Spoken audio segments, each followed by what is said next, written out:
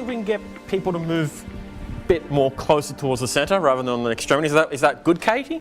Yeah. Do we want people, you can stand on the dance floor. Yeah, you can stand on the dance floor. We won't need the dance floor. No one will be doing any dancing. There's lots of food floating around. Have you got audio, mate? Okay. So there's lots of food, so please eat the food. Otherwise, the ITS staff will be eating plenty of food. I'm not sure how much we can eat. So we decided as an organisation to open our doors and invite the broader campus community into our shop to see what we've been tinkering with. And we figured that this is a great idea and it's something we've never done. So it's a bit of an experiment for us. So we're thinking of it as an open house. And we've actually come up with a notion behind this open house. We're calling it create, discover, share, break and play. And of course I probably got the order wrong, but that's okay. But we really want to set the tone in this session that people can experiment with technology. So we're going to talk about a few things. And the first thing I'm going to talk about is values and talk about where we sit on the values proposition and what we've been up to in recent times. And then of course we'll talk a bit about strategy and then talk about some of the goodies we've got to offer. So we believe in balance. We believe in serving all constituents in the institution. And we're working very, very hard to do this. We also believe in being very, very forward-looking and progressive. And I think over the course of the last few years, we've seen some great innovations from ITS, and we hope to continue to do many, many more. And of course, we fundamentally believe in inherent relationships. We believe in the power of working with people, the power of collaborating, and the power of producing outcomes as a result of those collaborations. And all of these things really drive what we label our manifesto, which is support, advise, enable. And we believe those things combined with partnership lead to great outcomes.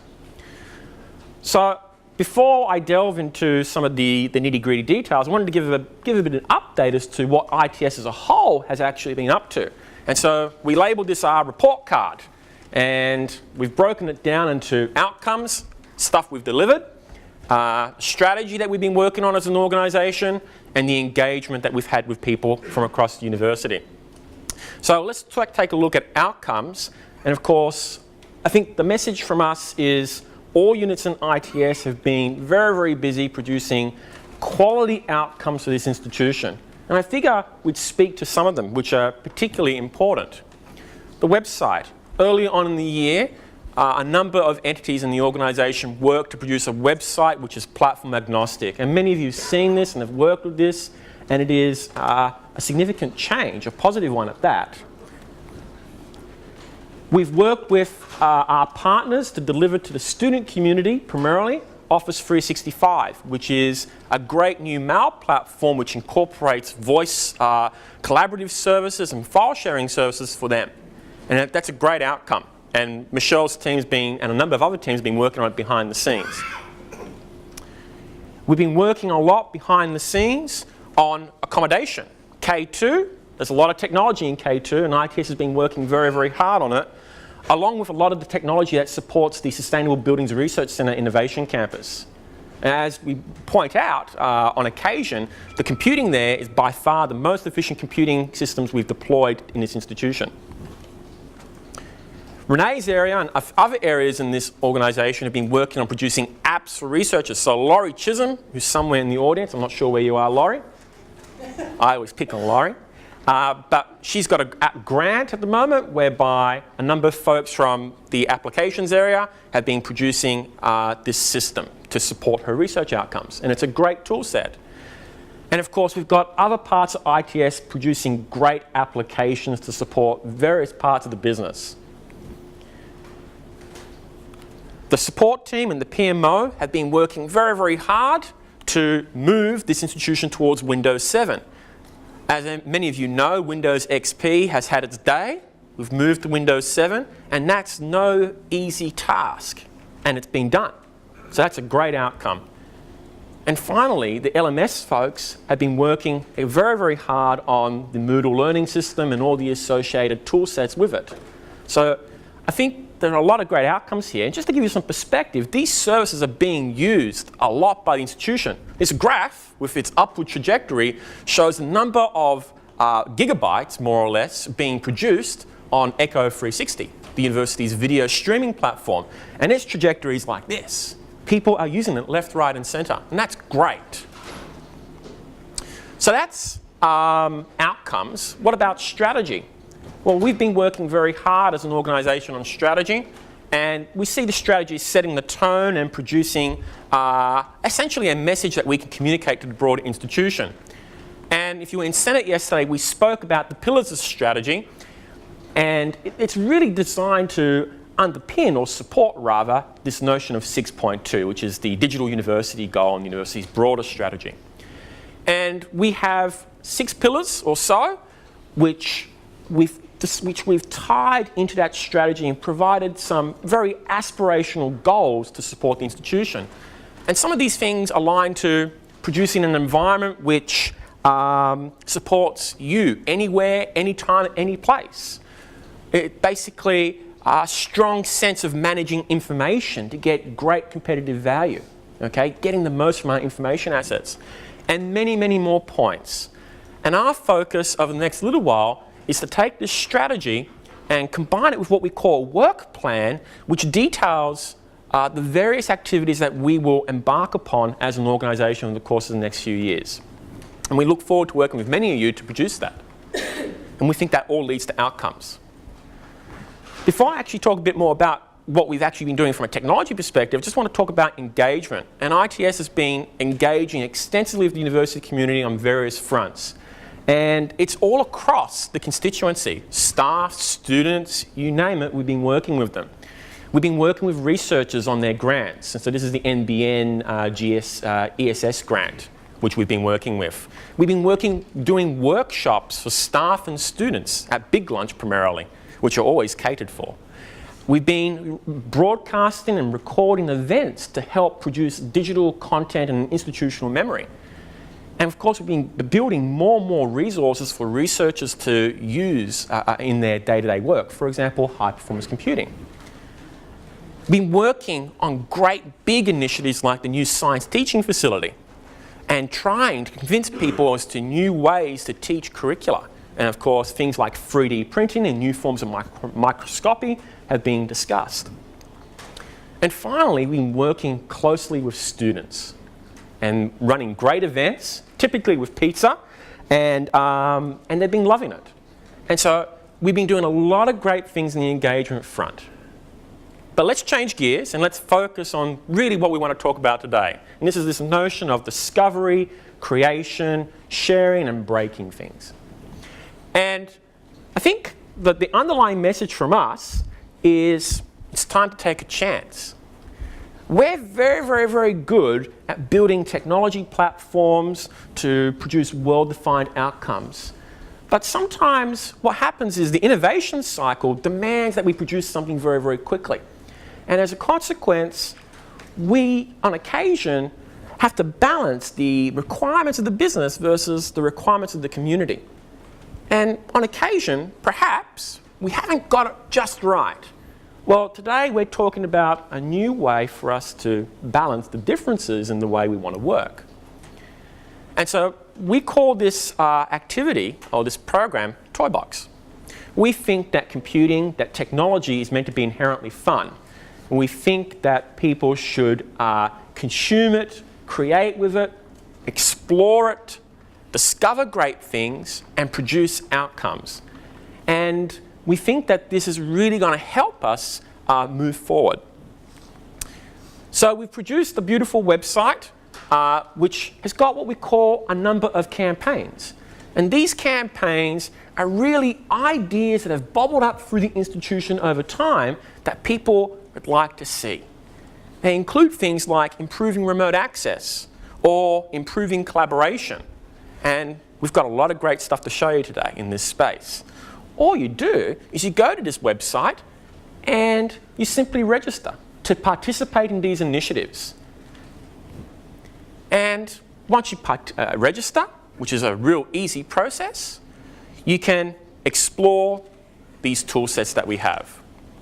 And we see this as a partnership. So we want ideas from you as to things that we ought to explore. But at the same time, we want feedback so we can tune, tweak, make these things infinitely better. So, we call them challenges. And we've posed them as questions. And the first question that we've presented is, let's try to improve the internet browsing experience. So, as you all know, we have browsers such as Safari, Firefox, and Internet Explorer. And we figured it was time to perhaps up the ante on the browser experience. And so we see this as a step forward in making the internet more accessible and richer for everyone here at University of Wollongong. And as a consequence, we're announcing Internet Explorer 10 as the next generation browser that we will deploy here in the institution. And all you can do, you can simply register online and it will be deployed to your machine.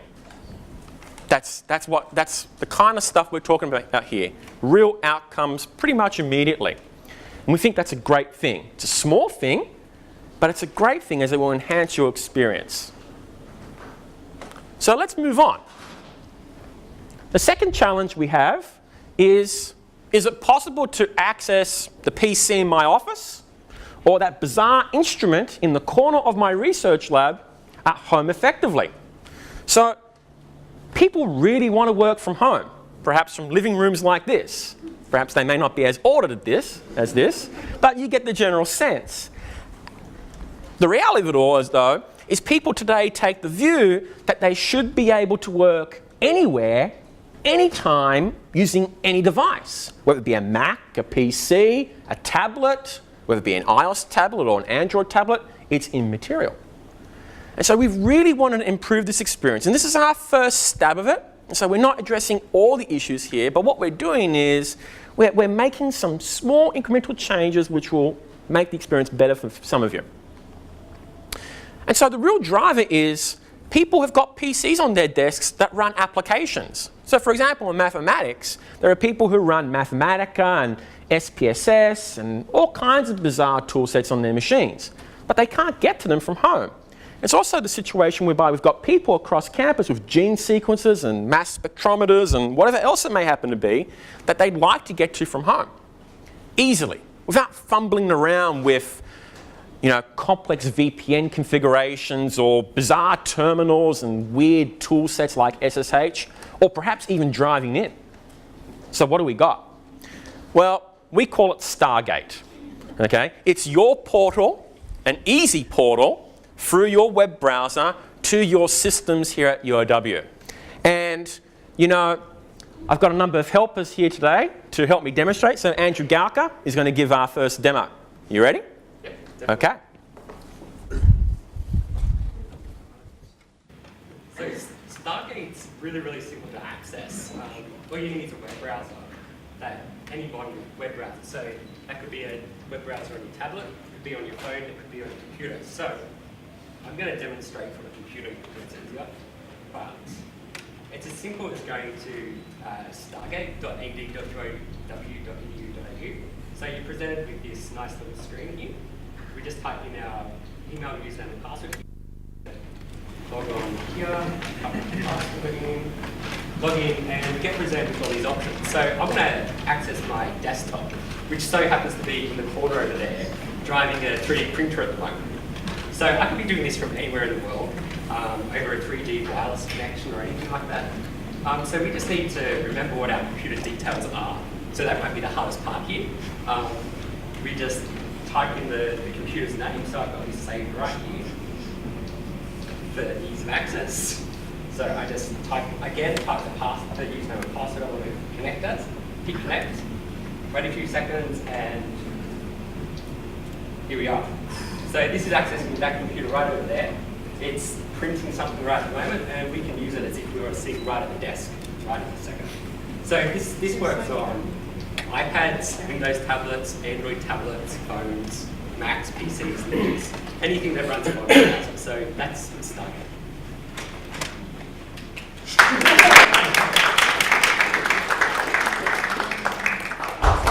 Thanks, Andrew. That's great. So Stargate, any device, anywhere, anytime. And this is the first of our initiatives in basically the philosophy of bring your own device. And you're going to see more here as time passes. So anyone across campus, students or staff, can sign up to the Stargate initiative and access their stuff from anywhere. So simply visit the Toybox website, and it will be great. Toolbox is another tool we have in ITS. All right, moving on. So the next thing that we wanted to talk briefly about is sharing files. So today, we all recognize the importance of cloud-based services like Dropbox and SkyDrive and so forth. And I think we all accept that they're really, really good. Dropbox gives you amazing access to your files anywhere. It gives you version control. It allows you to share things with your peers really easily. But from an institutional perspective, it's fraught with problems. It makes it hard for the institution to manage data. Lots of data leaks, and it potentially violates privacy and security. So how do we deal with these tensions? People want something like a Dropbox, but at the same time, we have to think about the interests of the organisation. It's a fine balancing act. Well, we've been thinking a lot about this. And right now at University of Wollongong, when you want to share stuff with your peers, you generally either email them, use the share file service on the ITS website, or you perhaps may use cloud services outside like Dropbox. We figured perhaps we could make a contribution in this space. A positive contribution. And we figured that the mantra here is one of secure online file storage and sharing. That's what we figured we would do. And we figured we would call it not Dropbox. Okay? And for people who sign up to this initiative, what we do is we give them 10 gig. We'll give you 10 gig of free space. And you can share your not Dropbox with anyone. They don't have to be staff at the university. They can be a student in the US, a peer in France. They don't have to have a university account. They don't have to be affiliated with the institution. You can share it whenever you want and control it as you see fit. But the catch here, or the key point here rather, is we look after it from a security perspective. And so from a security perspective, we feel it's a bit more robust and we have much more confidence in it. And so, you know, it's all good for me to talk about this, but again, demos are important.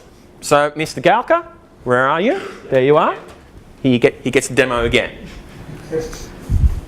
So, not Dropbox. If you're anything like me, you've probably got a computer here at work, so this one, a computer at home, an iPad in your backpack, and probably an iPhone in your pocket as well. So I've got all these devices, and at the moment I can't really access data that easily across any of them. So not Dropbox provides a central location where you can save all your files that you're working on in one spot and access them across all your devices from anywhere in the world. So it's best to look at how it actually works. So we'll just disconnect from Stargate shop. So say I'm working on a presentation for our next staff meeting. So I'm pretty happy with it here at work, but there's a few extra bits and pieces that I need to do to fix it up, and I'd rather work at home. So how would I get those documents there? Usually I'll take out my USB drive, I'll copy it to the USB drive, take it home, plug it in and work from there. Or I could email it to myself. So that means opening up and composing a new message, adding an attachment, email it to myself, get home, download the email, make the changes, make a new email, add the attachment, get to work, download it, and then it's back to work. So this is kind of really complicated, and it's pretty crappy. So, not Dropbox is as easy as making sure that moving a file into a folder. So this folder is on my computer right here. So all I need to do is drag it and make sure it's saved inside this Horizon folder. So I put in this in progress folder because these are the things I'm working on at the moment. And as soon as so this will automatically synchronize to our servers here at the university, and then it'll be waiting on all my devices magically when I get home, if I take out my phone, if I take out my tablet. So it's really that easy. So when I get home, I just again, as long as the computer is attached to not Dropbox, which is a really trivial process to install.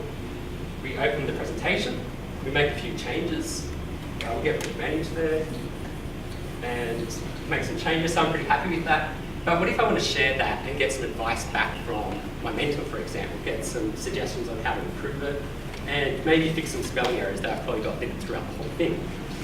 This process is pretty complicated from an administrative point of view because you need to create an email, send the attachment to someone. But what happens if you want to work on the computer, the copy on your computer while someone else is making changes to it on their computer? Well, suddenly you can't do that because if anyone's tried to merge changes together from two different documents into one, it's really, really hard. So not Dropbox allows multiple people to access the exact same file, and the changes will come into effect immediately across all the devices and across whoever's attached. So that's super simple as well. It's as easy as opening a web browser. We'll go to not Dropbox, so continue this. We log into here with my username, type the password, type the proper password. And we'll get a directory listing of all the files that I've got saved on my Dropbox and all the folders. So if I want to share this whole in progress folder with Daniel, for example, it's as easy as clicking on share. Up pops a dialog where we can share it read only, or we can share it read write. So if I want people just to view the document and not be able to make changes, I will type that email address into this view this folder field. But because I want Daniel to make changes to my document, I'm going to type it in here. So I'm just going to type his email address. So this person could be internal to the university, or this could be any email address. So potentially anyone with an email address will use there. So I'm just going to select Daniel there. Can you please view my resume? And press. And all I need to do is hit share. And as soon as I've done that, an email is automatically sent to Daniel with instructions on how to access these files too. So now Daniel can make changes, I can make changes, and it's all reflected on the exact same copy of the document. So I see your email. that's good, it works. So we really think you'll love using not Dropbox to really simplify your collaboration, your own personal workflows. It's just really, really nice. So I'll hand you back over to Daniel. Okay. Thanks, Andrew.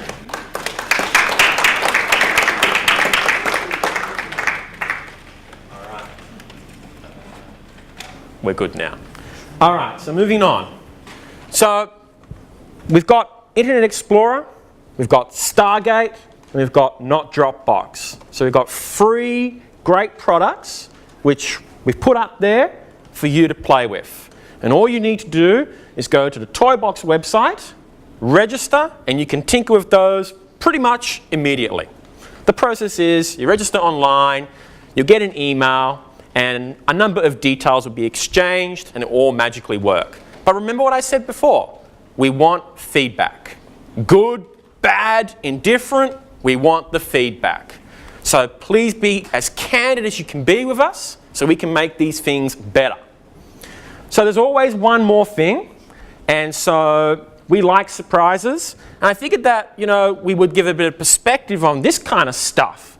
So as you walk across campus, you'll see these things, and these are wireless access points. How many wireless access points do you think we have across campus? Anyone? Couple of thousand. Come on, let's be a bit more specific.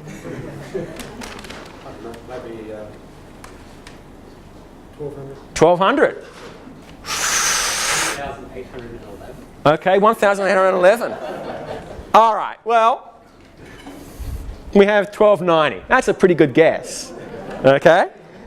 So we have 1,290 wireless access points across campus providing wireless signals to various people with their devices in all kinds of places across the campus.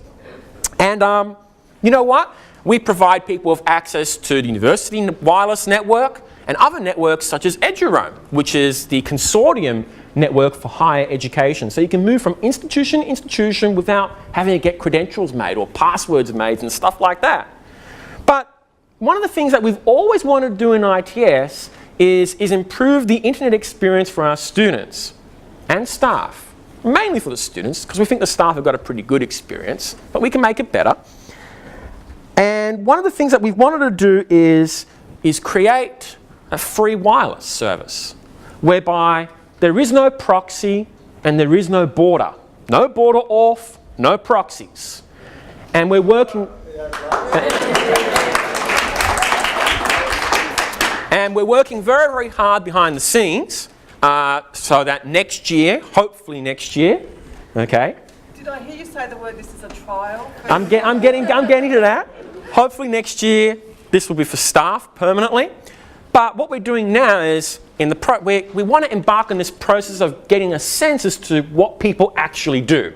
So we need some data. And so we plan to run a trial, probably in the next few weeks, for probably a month or so that people can actually do stuff. And we hope to get some data to help guide our decision-making processes for next year. And we're calling this network Freedom at UOW. And if you pull out your mobile devices right now, you'll be able to see the Freedom at UOW network in this building.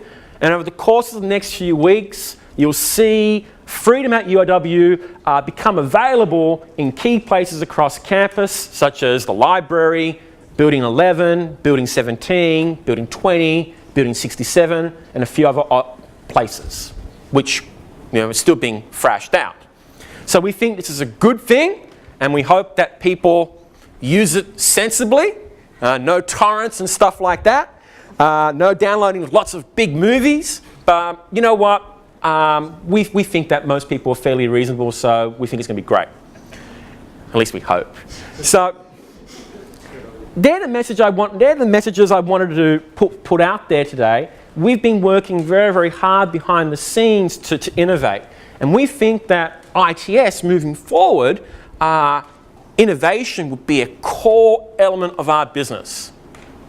And we think that with you and your guidance, and by iterating and exploring technologies in this kind of manner, we'll be able to do great things.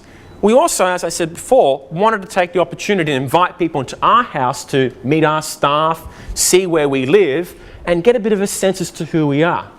And we think that these kinds of events are really useful for that. Before I wind up, I just want to make a few acknowledgements. There have been numerous teams across ITS working on these initiatives which you've seen today. And I think it's important that we all acknowledge their efforts. So thank you all.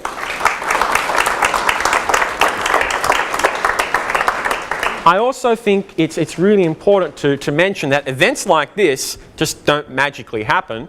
What happens is we have a bunch of people behind the scenes working furiously on these events for a number of weeks, getting stuff together. So I want to specifically point out Mike Robinson, who's on the camera over there, Andrew Gauka, Katie Elcombe, Kirsty Green, and various other staff across the organisation who've been working diligently on putting this all together.